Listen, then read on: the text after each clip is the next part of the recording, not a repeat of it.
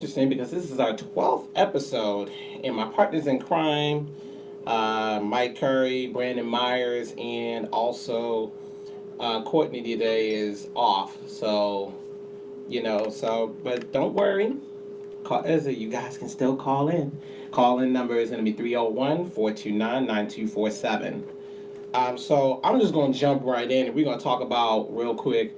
We're going to have a candid conversation about the NFL Hall of Fame, especially with the speeches that went on and things like that. So I'm going to go ahead and start by saying LaDainian Tomlinson and that speech that he gave, I had to say that was a very uh, interesting speech because it seemed like he talked about the things that were going on in America and the things that was going on in in, in our sports world today.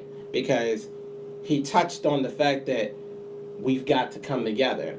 And, with what's going on with the NFL, with Colin Kaepernick and the other guys that are going on in the league and things like that. Guys like Lucky Whitehead, who got cut from a team before he had a chance to prove his innocence. So it's that's why I feel like a LaDainian Tomlinson speech is probably one of the more powerful Hall of Fame speeches I've ever seen. You know, um, and the thing is, one thing you will always get from the Hall of Fame is like every time a player gets up there, them tears come down their face. But you realize that these guys are genuine, and these are the things that are really dear to their heart. So with LT, congratulations to you, brother. You're one of the greatest backs I've ever seen. I've never seen a running back who ran a 4.3 at 221 pounds, 5'10", could run, catch, and pass. Most people don't realize this season where he got 31 touchdowns. He had 28 rushing, 2 receiving, and 1 passing. And I mean, that was probably one of your more phenomenal seasons that I've ever seen LT do. And on top of that, he had over 1,800 yards rushing. And I hate to say this, they don't make backs like that anymore. Like I mean, he hats off to him, and and for the Texas Christian University community down in Texas, I'm pretty sure you guys were happy that one of your players got into the Hall of Fame. So hats off to TCU for producing such a great, is it one of the greatest backs in the history of the game. But then I got to talk about T.O. T.O. I love you, man. But what did you do to not, is it for these people really not like you that much that they didn't even give you an opportunity to get in? Like, I mean, goodness gracious, what does T.O. have to do, y'all, to get, is it to get into the Hall of Fame? Go ahead and please call in and talk to your boy. 301-429-9247 is the number. So go ahead and just give me a call, and we can definitely get this conversation going and talk about it. So, but T.O., you can't dispute the facts. The facts are this: T.O. was one of the greatest receivers we've seen in the league. Some people would argue will argue that he's the best, and then some people would not. So you've got to look at it like this. I've seen T.O. play some of the best football I've seen a lot of receivers play. He wasn't the one hand catch guy. He wasn't like Randy the Freak Balls. He wasn't like that, but he made some very great catches. He was 6'3", 224 pounds. Ended his career with over 1,078 catches. 16 years in the NFL. I mean, now if you ask T.O. right now, T.O. would say that he can still play. But, that's neither here nor there. Had 15,934 yards, okay? And he had 153 touchdowns. Okay, that says a lot. You had 153 touchdowns and you still didn't get in the Hall of Fame. And even in your final season, which was back in 2010, you had 983 yards in 14 games and 9 touchdowns in his final season. To some people, they could be, and what people don't realize is he actually was playing hurt most of that year, his final season. But he was I feel like he's one of the greatest. And I think they just need to let him into the Hall of Fame. What do you want this guy to do? Like, okay, yes, he had some issues in San Francisco. I'll be afraid to tell you that because we all know him and Jeff Garcia, they didn't really get along. It wasn't exactly, the best situation. But that's not to say that he shouldn't get in. Like, that to me is just one of those situations. Like, it's like, come on now, like, it's T.O. T.O. is gonna talk. He does that every game. I loved him when he was in Dallas, because in Dallas, he was the truth. Him, Jason Witten,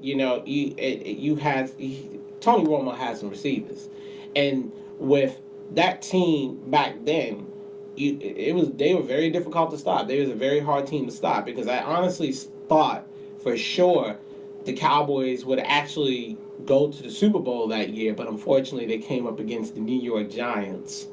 But that's a whole nother conversation.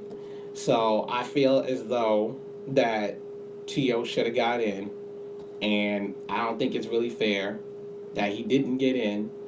And then it makes you wonder who's really voting at the Hall of Fame. Who's really voting? Like, if you're gonna hold a guy back just because you don't like him, that should not be the basis of why he shouldn't get in the Hall of Fame. You should get in the Hall of Fame based on your stats and what you have done to transform the game of the NFL. And T.O., to me, he brought a lot of flash. He brought a lot of trash talk, which I think is a good thing sometimes, because when you have a lot of trash talk, it makes guys want to stop you. And let's just be honest, he really could not be stopped.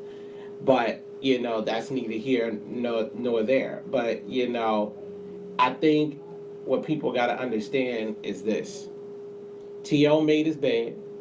Unfortunately, he had to sleep in it. He had to sleep in it. It is what it is.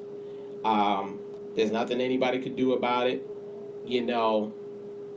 and there's nothing you can do. Now, I had to touch on one guy really quickly. I have to touch on Jason Taylor. Jason Taylor wreaked havoc on my poor Tom Brady. He wreaked a lot of havoc. Jason was one of those defensive ends. This is how I know he's a once-in-a-lifetime guy. Jason in a game against the Chicago Bears. Chicago Bears, I don't understand how the Chicago Bears allowed this to happen. Now, this is back in the Lovie Smith days. So for you Chicago fans, I know you're going to call me crazy, but y'all know what happened in that game. Jason Taylor single-handedly stopped the Chicago Bears. He scored every single touchdown for Miami in that game. I believe that game was 24-0. Shut them out and scored all their touchdowns. And it was one of those things that I'll never forget, because if you are that great of a player where you can stop an entire team, okay, of guys by yourself, that says a lot about you as a player and what you can do on the field. And I remember telling this to my friends back in high school at that time. I don't see a defensive end that could ever play like that. I honestly wish he would have came to New England, but we all know that was never going to happen. He was with Miami. Miami was not going to allow that to happen whatsoever. But at the end of the day, I'm happy that Jason Taylor got into the Hall of Fame. He deserved it. He played well. He had a very illustrious career. I just wish he would have gotten a ring out of the deal, but there's a lot of great guys that go in there that don't have a ring. And then we got to talk about my man TD, Terrell Davis. Career got cut short, but he was one of the greatest backs we ever seen, especially since he carried the Broncos into the second Super Bowl. And John Elway was great. I could take nothing away from him, but John Elway knows for a fact that Terrell Davis definitely helped him with that Super Bowl. And hats off to him and the way he played. He wasn't the fastest back. He wasn't really the biggest. He was a big back though. But at the end of the day, that man definitely, went to work. And because of that, I think that TD being in there, I'm happy that he finally is it that he got in, and now we can just look forward to, you know, some things. But in other news, we got to talk about Jerry Jones because he just got into the Hall of Fame, and I'm happy for him as well because of the longtime owner. Gotten some got rings? Is it for Dallas? I believe he got over. I believe he has 5, and he just is a phenomenal owner. But unfortunately, he's going through some things right now because his star running back, breaking news, y'all. Breaking news. Just found this out today. Ezekiel Elliott will be suspended for 6 games. So he will be suspended for 6 games without pay. And the NFL has put out a report that said that they have definitively found that he did this wrongdoing to this young woman. Her name is Tiffany Thompson. So unfortunately, another domestic violence case, and all of us are pretty much against it. I can definitely say that, and those kinds of things won't be tolerated. And I hope he will learn his lesson, and move forward from that. But while we're doing that, I'm going to take a quick commercial break. Don't go anywhere on the No BS, Nothing But Sports show.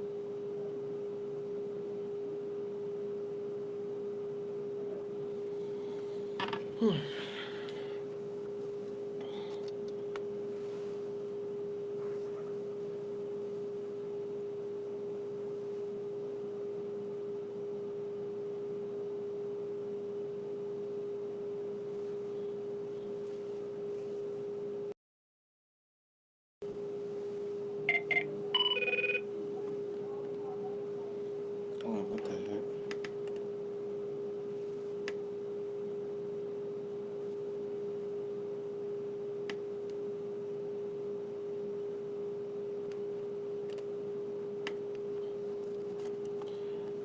And we're back. We're going to talk about the Young Guns. I know y'all want to join in on this conversation. So let's go ahead and talk about this real quick. So let's just be honest about it. You know, the truth is, you've got. Let's talk about some of the young guns out here. So you've got Dak Prescott, Marcus Mariota, and you've gotten to a point where you're just like, wow, these guys are killing the game today. And I mean, it's just one of those situations where you've got to say to yourself, who who in the world who in the world would I start my team with? And if I had to start my team with a guy that I feel like is the most pro ready, guy, out of all these guys, I've got to go with Jameis. The way Jameis studies the game, the way he plays the game, the way he studies hard and he wants to win. It's just that I feel that he's in a situation where he is in the NFC South, and unfortunately that division every single season is usually competitive. Now, what people don't understand is right now he doesn't exactly have the best record right now. He's actually 32-25. Is it in the NFC? Is it in that division and just in general in the NFL? But he is a total. He's thrown 50 touchdowns, only 33 interceptions, and he's at a 59.6% completion rate. and thrown for 8,132 yards. Now, what people have to understand is this Jameis has went to work every season that he's played. Because his first season, he was a little rocky. He threw 22 touchdowns, only 15 interceptions, and then he threw for 4,000 yards. That's actually a pretty good rookie season. If you ask me, that's actually not too bad. It's just that he had to learn how to cut down his pick ratio. Then last season, he throws for 4,090 yards, 28 touchdowns, and 18 interceptions, and brings his team to 9-7. Now, when you're the Tampa Bay Buccaneers, you only have one Super Bowl. You haven't had a quarterback to throw over 4,000 yards, honestly, since Josh Freeman. And it looks like we have a caller. Caller, you're live. Hi, I'm calling in because I'd like to know, with the possible suspension of Ezekiel Elliott, how do you think Dak Prescott's going to do this year? Ooh, that's an excellent question. What is your name, by the way? I'm Cheryl Owen. Oh, thank you. Hi, Mother. How you doing? So to answer that question, Dak is going to be in trouble because the Dallas offense is predicated on running the football, ground and pound of rock. Now, the only thing is, I don't think it's going to be that much of a slump because the truth is they still have Alfred Morris in the backfield, and Alfred Morris has already proven when he was with the Redskins that that he was a feature back then.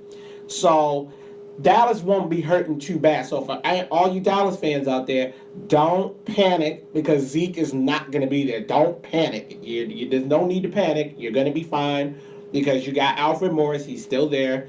Any running back that goes behind that line is going to be stellar no matter what. But it's just that Ezekiel Elliott brings obviously a different element. He's a much bigger back than Alfred Morris. Zeke is 6 feet tall, about 225 pounds. Runs about runs a 4.4 in the 40-yard dash. So he's an excellent running back, and he was a leading rusher last year. The only problem is he keeps getting himself into trouble. And so when you're suspended for 6 games without pay, and if you're Jerry Jones, you're at a point where you're like, oh my gosh, like now my players are starting to get into trouble. I've got to start trying to figure this out. I just got inducted to the Hall of Fame, and instead of him enjoying his Hall of Fame moment, he's got to worry about, not being able to have a football team where he might even get 10 wins. But I think they'll be fine.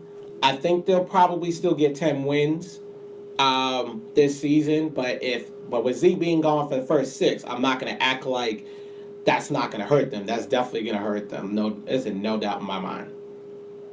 So who do you think is going to be a big threat in their division that, will impact them being able to possibly be divisional winners? Or do you not think that they're going to be divisional winners? Dallas, I don't believe is going to be divisional winners, especially with this suspension now, because this year I thought it was going to be the Giants, but now for sure, I can definitely say the New York Giants. The Giants have made some very serious moves in the offseason. They made sure that they brought most of their defense back. They bring in Brandon Marshall. The only thing is that, they're going to have some questions about is their running back core, because they don't have like a running back that's really good enough to pound the rock in that division. So that's going to hurt them a little bit. But the Giants defense was ranked number 10 last year. And what people got to understand is the defensive coordinator, Steve Spagnuolo, shout out to him. A lot of people don't remember. He was the same defensive coordinator who stopped the New England Patriots from going 19-0. So since he's there, I have no doubt in my mind now that he is definitely, that team is definitely on the cusp of being taking over that division. But I don't think it's going to be as easy. Now, they swept Dallas last year. They beat Dallas twice out of Dallas's 3 losses last year. So they beat Dallas twice. Not saying they can't do it again, but I think it's going to be a little bit tougher this time, because this time they're going to have a healthy Dez Bryant. They're going to have a couple of guys coming back. Dak, if he progresses from what he did last year, then that team is still going to be a team to stop. Okay. All right. All right. Thank you very much. You're welcome. Okay, bye-bye. Bye. And so to continue on, folks, like you've got to look at it like this. Now, I like Derek Carr. I'm not going to take anything away from Derek Carr, but Derek Carr has a lot of pieces around him. You got Amari Cooper. You've got um, you've got Michael Crabtree. Now, everybody knows Michael Crabtree came back from the brinks of hell. Okay, let's just be honest about it. Because when he was in San Francisco, he was having some issues there, and then they was like, "Look, you gotta go, man. See you later." So, and so I'm at a situation where you say to yourself, you look at Derek Carr. I think he's gonna be great, and Marcus Mariota. I think he could be great as well. But Marcus Mariota is in a very precarious situation because the Texans is on the rise. I mean, they've been running the division for the past couple of seasons now, and they made it so that they're going to continue to run that division for a while. They are going to make sure of that. That's just what it is. They picked a Deshaun Watson with their first round pick. As a Jadeveon Clowney came alive last year. J.J. Watt's coming back. So for the Titans, now that's not to say that the Titans couldn't beat the Texans, but it's just that the Titans have to keep Mariota healthy. They have to, because he doesn't get the protection he needs. Because the game with the Jaguars, when he got hurt, because I watched that tape, he had to roll out because the play broke down very, very quickly. And then next thing you know, that was the end of Mariota's season. So unfortunately, now you got yourself in a situation where you're like, wow, Mariota's hurt. And because Mariota's hurt, now we ain't got no other quarterback. And that's going to present up, a lot of matchup problems. So now you just ask yourself, all right, well, what can Mariota do for me? I can tell y'all right now. Mariota in his first season threw for 2,818 yards and 19 touchdowns and only 10 interceptions. But then last season, he throws for 26 touchdowns, only 9 interceptions, and 3,426 yards. That is excellent. But if you're not on the field, what have you done for me lately? Your best ability is your availability. And the truth is, Mariota was not available, and unfortunately, that was the situation. And it kind of stinks for Tennessee fans, because if you're a Tennessee Titans fan, you have to say to yourself, can my line hold up and make sure my quarterback stays upright so we can actually win games? Because the fact that this kid has a 93.8 is a QBR with only his 2 years in the league. We have a caller. Give me one quick second.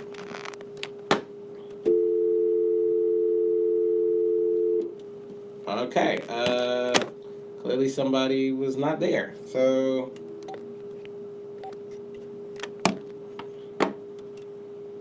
caller, you live? Yes, this is Andre Melker. Hi, Andre. What's going on, brother? Hey, what's up, my man? It's another day in paradise. You know how it goes. Now, I feel like you want to say something about my young gun, so what is it?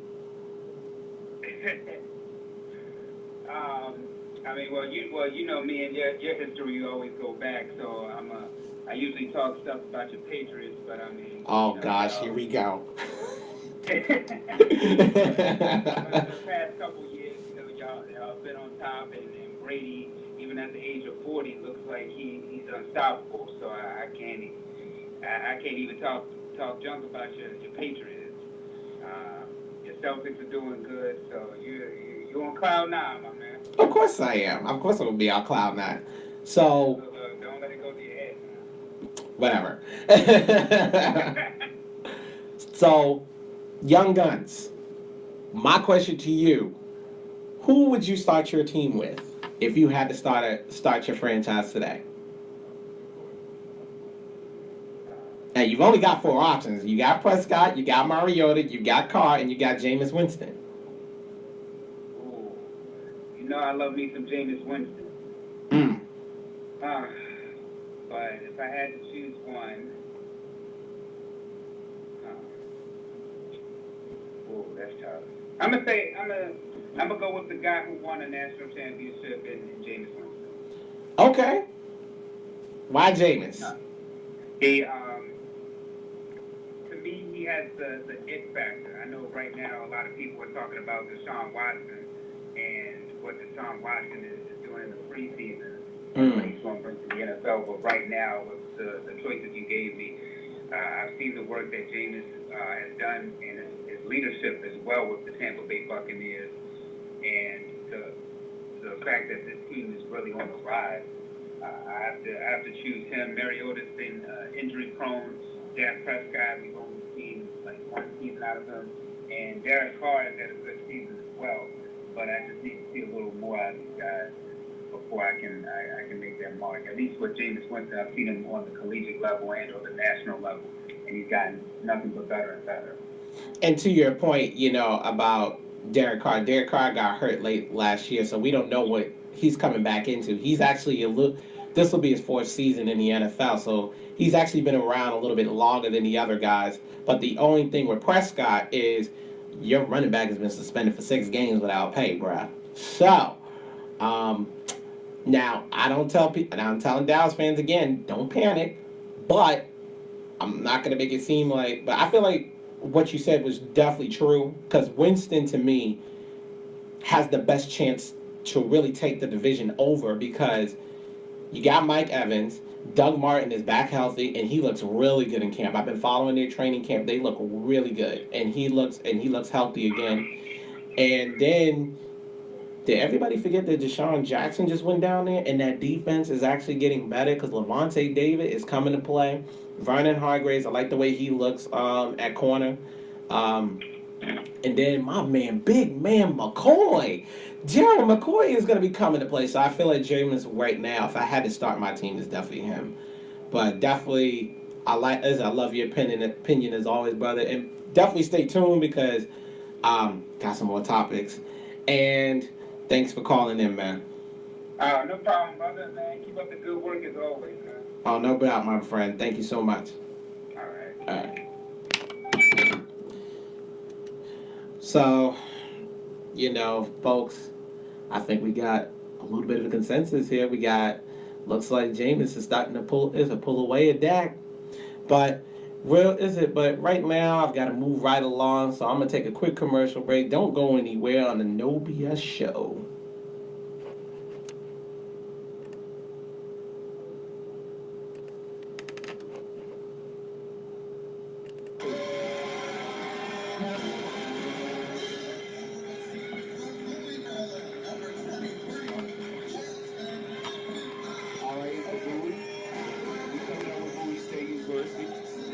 Number 23. It's the new, all-natural, family-friendly pharmacy, Family Choice Pharmacy, located at 8313 Annapolis Road, New Carrollton, Maryland. Family Choice offers alternative medicines as well as discount programs you can easily enjoy. Come be a part of our family at Family Choice Pharmacy, as every family should know their pharmacist. If you're looking to join the family today, you can reach us at 301-577-1212. Family Choice Pharmacy. It's time for your car tires to be replaced. Come to the Tire Store. They sell new and used tires. The Tire Store also repairs, installs, balances, run flats, and rotates. With 25 years in business, you can count on the Tire Store. Open 9 to 5, Monday through Saturday, located at 9451 Lanham Severn Road in Seabrook, Maryland. Text inquiries to 240-486-3329. That's right, I said text inquiries to 240-486-3329, and we'll see you at the Tire Store. Welcome to the State Farm game. And we're back. And let's just... Okay, looks like we've got a call, and I didn't even get to the topic yet. Of the week here on WBGR Network. Caller, you're live. Oh, is this the Shane Hector show? Well, I wouldn't say it's the Shane Hector show, but I would definitely... I'm playing. Hey, what's going on? Nothing much, brother. How you doing? Kavante, right? Yes, sir. Yes, sir, my man. What's going on with you? Not much, not much. Figured I'd call, man. I got a little bit of time. What we got on topic? I see it's on commercial break. Well, not anymore, man. We talk about student athlete payments. So we're gonna talk about that. Is it the kicker from the University of Central Florida who got ruled ineligible because of his hit YouTube channel? I'm just really trying to understand why this young man. This is what I can't stand about the NCAA, man. It's just not fair. What are your thoughts, my friend? It's not fair. And first of all, it's not fair because the NCAA is almost becoming like these are the four major league sports. The NCAA, you might as well put them at the fifth one because they're all about making money off of their players, but they don't want the players to have anything. Like him having a YouTube channel, I think it's the fact that him having a YouTube channel and he's probably got a certain amount of followers to where he can get sponsored and make money. And the NCAA doesn't like that. So that's probably why they did whatever mess they had to do to get him to be ineligible, which isn't fair at all for him because he's probably, he has to make money too. Exactly. And actually, to your point, so this is some stats that I'm just going to throw at everybody right now. So what people don't know, his name, the kicker's name is Donald Delahaye. And Donald has 91,000 subscribers to his YouTube channel. Okay, 91,000. So he's got a pretty good following. He's sponsored. Somebody sponsored him. Right. He got a huge following. And so the reason why he was ruled ineligible because he didn't want to agree to the terms that the NCAA wanted to set, so that way he wouldn't receive what they call improper benefits. Now, this is the problem with the NCAA. So this is an argument that I don't know why people, I don't know, for any of you lawyers out there, if any lawyers are listening to this show, I really feel like you have an argument to bring up. These athletes are 18 years old. Okay, legally speaking, they can go work. Work. The key word being work. So if they're using to get work because of who they are, that's a different situation. But these kids are allowed to go work. This kid just decided to make a YouTube channel and wanted to make a little money for himself because everybody who's been to college knows college students don't have a lot of money. What? A lot of money? None. You know, Jay. You know what I do. Yes, I did. Shout out to my alma mater, the Morgan State University. Okay. So what people understand is when you're in college, you don't make a lot of money. So that's just what it is. And for him to be ruled ineligible, all because, first off, the problem with the YouTube videos that I have is this kid made non-athletic videos, and it had nothing to do with who he was. It had nothing to do with what he does for the school. He just did something on his own, and I just didn't understand why they did that. But you know what? It is what it is, and it's really sad. But you know what? This is the problem with the NCAA, because I remember when those college athletes, and Kavante, you can attest to this, during the Olympics, the NCAA had a problem with them receiving money from the government for representing their country. I'm like, are you kidding me right now? Like, who do you think you are? Like, why are you holding everybody down? You know what I'm saying? It's basically like they're making a pyramid, and NCAA is wait for the pyramid to build, and they on the top. They want everybody to stay underneath them. Like, that's crazy. That's not, and it's not fair at all. And on top of that, he plays football, which is at least, you know what I'm saying, he would have to stay 3 years. So that's just not even fair. Like, so what is the kicker going to do in this situation? Is he just not going to play football, or what's going to happen? Well, so here's the problem. The problem is he made the decision to just quit playing after he was ruled ineligible by the school. But, you know, it's just, I think it's a sad situation because nobody should ever be forced into a situation where they have to choose between their dreams, of being who they want to become versus school. Like, versus school. It's not even football. It's school at this point. Like, that's not fair. He's using his abilities to play football because it pays for school. Absolutely. Like, it's a bigger, like, NCAA is missing the boat completely with this. You're taking you're taking education away from this young man. Yep. Because you think he's gonna make money on the side, and he's not trust me, he's not gonna be making no NCAA money. No, he ain't. Sponsor he got, but like, why are you being so selfish and out of line for this? And here's the issue. It's not even just with him. It's throughout the whole entire NCAA. It's like the problem that I think what people understand is I've been seeing this for years. You know, Reggie Bush had to give back his Heisman Trophy for taking improper benefits. Okay. Which is still a very, very goofy situation, and that was completely unfair. That was right. That was completely unfair. Now, if I was Reggie Bush, I would have never gave back the trophy. You would have had to pry it from my cold dead hands before I gave back that trophy. So that's the first. Bro, I wouldn't give it back either, bro. Like, nah, you gonna have to take me to court for this. Nah. You know what I did for this trophy? He had an amazing. He might have had one of the best in recent years, the best year for a college athlete. Yep. Football, you know what I'm saying? Like, what he was doing on field was amazing, and he was on him and Vince Young was on like the same level, but Reggie Bush was outplaying everybody. Exactly, and it just wasn't fair. And then, you know, they tried to get Cam Newton, and you saw how that ended. Then it was like, oh, my bad. We found out that it wasn't Cam Newton. No. You shouldn't even brought the allegation in the first place because you had to know it wasn't him. You had to know. But they even tried to get Cam. It seems like they've been doing this precedent for years, and it seems like when students are profiting because they're trying to make a little money for themselves, I'm like, that doesn't make sense because these schools are making millions, if not billions of dollars. In fact, that's where a lot of your bigger schools do. Like, it's amazing to me how these college stadiums, some of these stadiums cost a lot more than some of these NFL stadiums, which is really sad to say. That's sick. That is sick. Okay?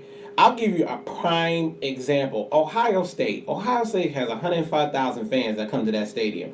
Now, you got to think to yourself, let's say they charge about $30 a ticket. Now, you times that number by 105,000 people in that stadium.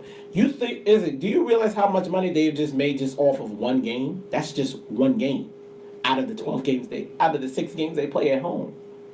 They make so much money. It's not even funny. And then let's not talk about jersey sales. Let's not talk about the interviews. Let's not talk about the sponsorships that you're gonna get. So no matter what, the school's gonna always make money. But these kids are not. And what's even more sad is when these kids get hurt, they're very quick to cut them off the team. It's not right at all. And to your point about the sponsorship, that's also the conference sponsors, and then their own individual sponsors as well. Exactly. Like, by no means, this is not, they're not fair at all, and these guys are doing the work. Like, these are like the ants, in the whole situation. They see the goal as the NFL, and if we could jump around to basketball, the NBA, that's all they just trying to get through at this point. But I'm sure athletes this has been a staple. This has been a topic of discussion since forever. And I remember you're very familiar with the Fab Five. Oh my gosh, yes. You know what I'm saying? And that's why I can't blame these athletes, especially in basketball, being one and done, and for the players in football being three. They doing it 3 years and they out of there because they're trying to get to a better situation for their family, for themselves and their family. Exactly. And shout out to Mahogany Black, because she said a very interesting comment. She said they only seem to go after the black athletes. No, they try to get white athletes too. It's just that the black ones are sometimes a little bit more prominent because of the position they're in, and on top of that, usually they're the better athletes. But I've seen them go after white athletes too, because they tried to get Johnny Manziel, which I thought was really retarded. But and it's like, Johnny ain't in the league no more. But they tried to do the same thing to Johnny Manziel when he was at Texas A&M. Now he's just one of the few, but I do wish. But that was a dumb situation because everybody knew Johnny Manziel came from money. So Right. Why would you think, like, his people came from money, so he just was a very privileged individual, and they was just trying to get whatever they could get out of him. Exactly. And I mean, again, it's not fair. But thanks again, Cavante, for calling in. Because if you want to call back in again, I'm going to be talking about baseball next. But thank you for calling in, my friend. Always, bro. All right, thank you. All right, folks. I mean, whew, call-ins are crazy today. So I'm gonna go be right back. I'm gonna take a quick commercial break. Don't go anywhere. I'm No BS Show.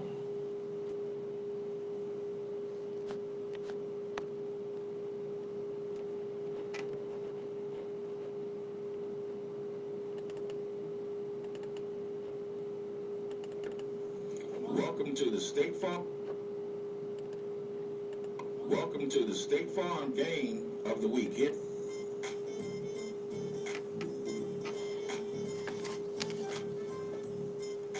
It's the new debut CD release from Gregory Hines, Jazz My Way, which is taking the music industry by storm. This versatile artist uses the sensuous sounds of contemporary, modern, and smooth jazz to captivate the listener from the first track to the last. Purchase your copy today in stores, on iTunes, or anywhere downloads are available.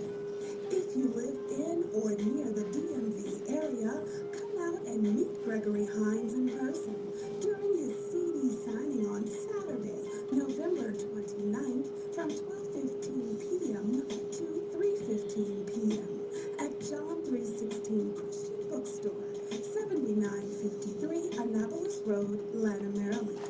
Christmas is right around the corner. Purchase a copy of Jazz My Way for your family, friends, and coworkers. This is one gift they will definitely keep. For more information, call 240-485-6520 or email jazzmyway1@gmail.com. That's jazzmyway, the number 1@gmail.com. You can always follow him on Twitter @jazzmyway1. That's Gregory Hines, Jazz My Way.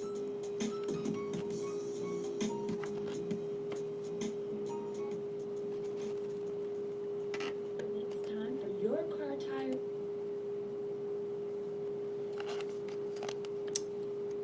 And we're back. And we're going to talk about some baseball right now. For your car tires to be replaced.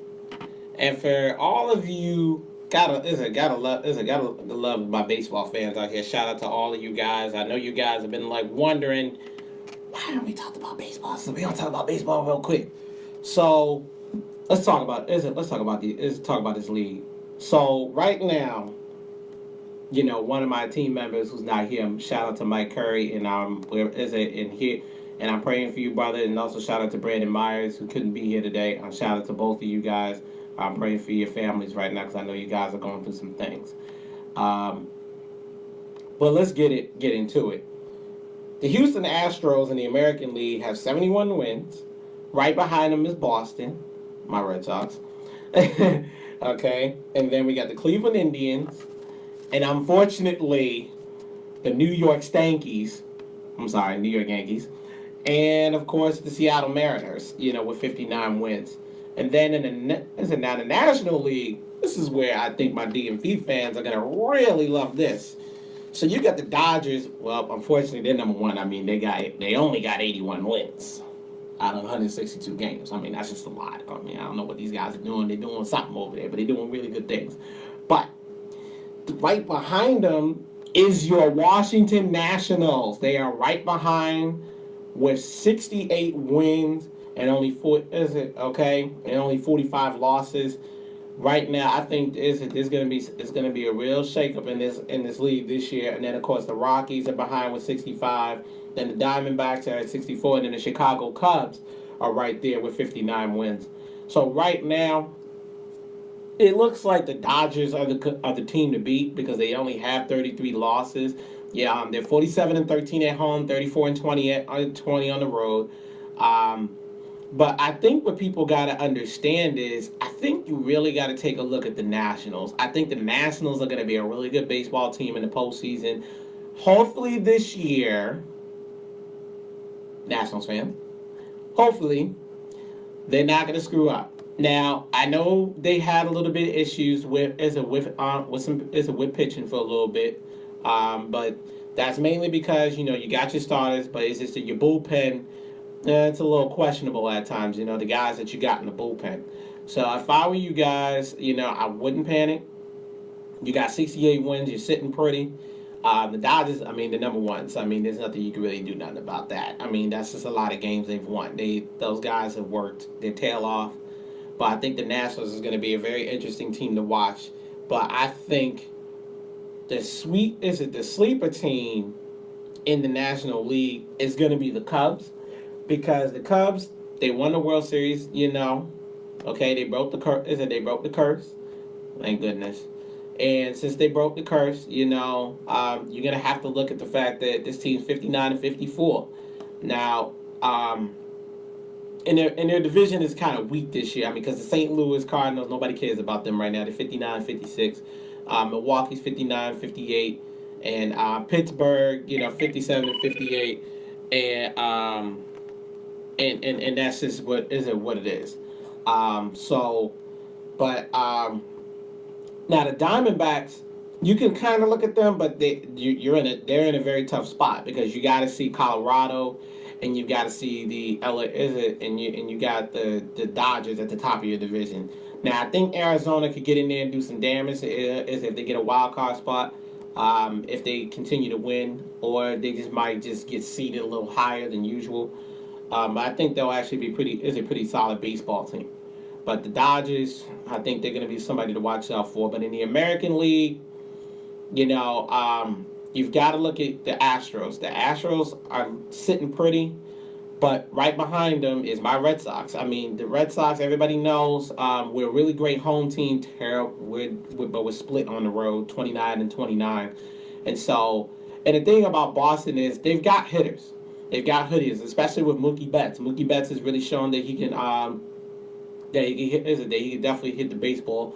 He's got a good eye for the ball, and I've seen him play when he played against the Orioles last year, before Big Papi retired. And so Mookie Betts, I think, has really come along as a baseball player. So I think that the Red Sox is going to have something to show in the postseason. The problem with my Red Sox is their pitching, because Price, he's been up and down, and on top of that, the Red Sox came out the pocket. They paid a pretty penny. They paid $217 million for this guy. So, and the problem is your bullpen's not that great. So, you've got to look at, your closers. And every great baseball team, doesn't matter who you are, if you don't have a good closing pitcher or closing pitchers, you're not going to win baseball games. That's just the reality of it. And so I think that people just got to understand that this is going to be very, very interesting. So I think the Red Sox could definitely do some damage, but I would not sleep on the New York Yankees, because the Yankees, everybody knows, is our bitter rival. It's been a rivalry since I was long before I was born, actually. So, because the Yankees, let's be real, they got 27 rings. There's nobody in the world that could touch that many rings. But Boston, we've been going at it back and forth with them for years. And then when we broke the curse, we've got eight rings so far. Hopefully we can go get a ninth one. We're trying to get into the double digits. But I think that, it's going to be interesting. They did win their last game against Tampa Bay. They're going to be playing their next game, which is tonight, which is going to be, I keep telling y'all, it's going to be an interesting game. The New York Yankees and Boston will be playing tonight at 7 o'clock. So if you want to watch that game, if you're very into baseball, you can definitely watch that game. I think that one is going to be good because of the fact that it's a bitter rivalry. It's a very historic rivalry. But the only thing is Boston has to go to New York, so that is going to be very interesting to see. So I think that you're going to have some very interesting things to see there. Now, the Nationals, they're going to be playing San Francisco Giants. Now, that's not really a team you're not going to really have to worry about because of the fact that the Giants, let's just be honest, they're 46 and 70, and I don't really kind of care about them. I mean, yeah, they beat the Cubs, but that was only by 2 runs, so nobody kind of cares. But I think the Nationals, don't sleep on them. Obviously, then it's still going to be a team that might bite you. But Nationals, I think you can definitely win this game. That game tonight is at 7:00. If you're going to watch that game, and if you're going to go to the game, I would advise you to go to the game because the game is definitely at 7. So have fun with that. But I think the Nationals are going to do pretty good. I think that they're going to because they've got hitters for days. It's just a matter of are the Nationals going to do great in the postseason? That's just the only question that everybody in the DMV has. But I've got to move right along, folks, and we're going to talk about our last and final topic, which is Jay Cutler and Colin Kaepernick. Don't go anywhere on the No BS Show.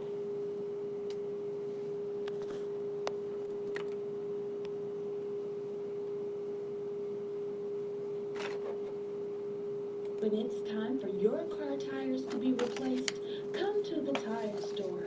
They sell new and used tires. The tire store also repairs, installs, balances, run flats, and rotates. With 25 years in business, you can count on the tire store. Open 9 to 5 Monday through Saturday, located at 9451 Lanham Severn Road in Seabrook, Maryland.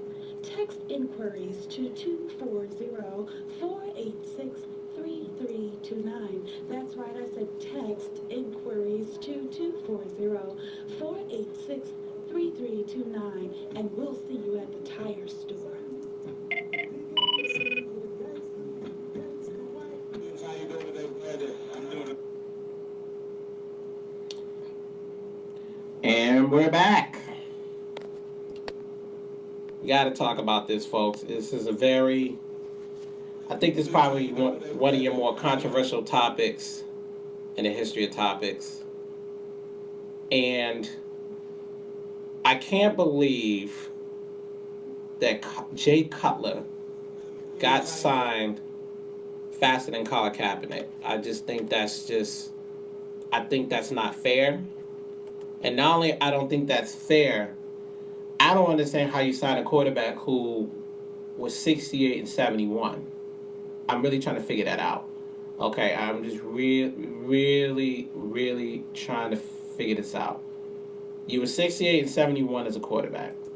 Colin Kaepernick, not too much different. He was 28 and 30 as a quarterback. But he also had a really bad season last season. He went 1-10 as a starter. He only completed 59.2% of his passes, 2,241 yards. But here was the interesting stat that I think that everybody fails to understand. 16 touchdowns, 4 interceptions. He actually was up there with some of the greats. He was up there with Tom Brady, who threw 28 touchdowns, 2 interceptions. He was out there with Aaron Rodgers and Dak Prescott. Now, Dak Prescott is no Tom Brady or no Aaron Rodgers by any means. But he's definitely in some really good company. And so that's why I think it's highly unfair. And I'm going to just say it what it is. We all know Colin Kaepernick is being blackballed. And let's just be honest about it. You signed Jay Cutler, who's a 68 and 71 quarterback and only been to 1 NFC Championship game, whereas Colin Kaepernick's been to 3 NFC Championship games, actually went to the Super Bowl, almost won it, and the only reason why he didn't win the Super Bowl was because they kept doubling my man Michael Crabtree, and they wouldn't let him get the ball in the end zone, and Ed Reed said, no, you're not getting the ball. That's just what it is. And then you also have to look at this very interesting stat. So Jay Cutler threw 208 touchdowns in his career and 146 interceptions and completed 61% of his passes. Okay. Cap, on the other hand, I mean, he hasn't been in the league as long as Jay. You know, Jay's been in the league a little longer, but Kaepernick to me has a better ratio. He's got 72 touchdowns and only 30 interceptions and is thrown for 12,000 yards. So that says to me that if this young man as a quarterback you can't deny that the kid don't got talent. The kid definitely got talent. You just got to give him the opportunity to play. You know, yeah. You know, his best seasons. You know, I'll say this through and through. You know, in 2013, you know, he's thrown 21 touchdowns, 8 interceptions, 3,197 yards, and the San Francisco 49ers finished that season 12-4. Then the next season, you know, in 2014, he fell in a slump, 8-8, 19 touchdowns, only 10 interceptions. But I say to people, he's probably one of your more talented quarterbacks because not only he can he can pass the ball, but this kid can run. You know, the longest in his career was an 80-yard run, and we all know who that was against because we all know Green Bay couldn't stop Kaepernick for some strange reason. And so Kaepernick's sitting at 6'4", 225 pounds. He's 29 years old. He's still got time left in his league. And I think that a lot of people are not understanding that him not getting signed is sending a message to the rest of the players in the NFL that basically you protest, you're just not going to play. And I don't think it's right. I don't think it's right whatsoever. Richard Sherman has sounded off, and we all know Rich don't take too kindly to things like this. Richard Sherman was like, look, y'all know what it is. The same thing with Michael Bennett. Michael Bennett sounded off, and I was actually, I wish Seattle would have signed him. Baltimore, look, Ravens, I really feel for some of the fans of Baltimore that wanted Kaepernick to come, because what I don't like that you paraded around that, oh yeah, we thinking about signing him. You bring him in there, and let's just be honest, you basically told him he can't peaceably protest, or otherwise we can't bring you on the team because we're too worried about losing fans, we're losing subscribers, and losing sponsorship. Well, let me tell you something about this news flash that I think a lot of people are not understanding. Kaepernick wasn't protesting veterans, because I keep hearing this throughout the public for so long for some strange reason. He's not protesting the veterans. He's not doing that because he feels like they have nothing to do with what he's protesting. He's protesting police brutality against African American people in the world that we have today, in the America that we have today. Okay? Yes, he didn't vote. I know that didn't sit well with a lot of people. It didn't sit well with me either. But to say that you can't get a job because you peacefully protest, when you got guys like Ezekiel Elliott who clearly beat a female, okay, and you only suspend the dude for 6 games.